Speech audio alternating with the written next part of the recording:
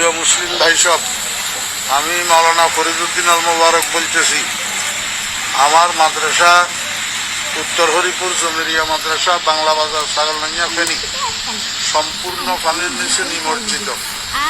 মাদ্রাসার 3 সেট ঘরগুলা দেখতেছেন আপনারা, সম্পূর্ণ পানির নিচে, এবং রান্নাঘর পানির নিচে, মসজিদের ভবন এবং মাদ্রাসার ভবন নিচতলা প্রায় 65 পানির নিচে। মাদ্রাসার নিচে নামলেই অঠাই পানি, যেখানে ছাত্র শিক্ষকদের মাথার উপরেও 1 হাত পানি।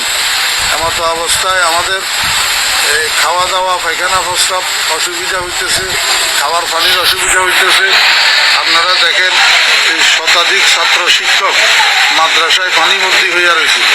এই অবস্থায় হৃদয়বান মুসলমান ভাইদের এবং বিভিন্ন স্বেচ্ছাসেবক সংগঠনগুলোর কাছে আবেদন, আপনারা মেহরবানি করি এখান থেকে আমার ছাত্র শিক্ষকদেরকে উদ্ধার করেন।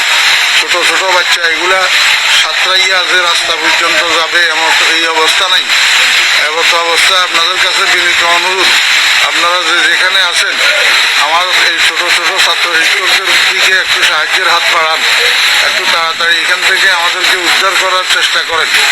আল্লাহ পাক আমাদের সবাইকে হেফাজত করেন। আসসালামু আলাইকুম ওয়া রাহমাতুল্লাহ।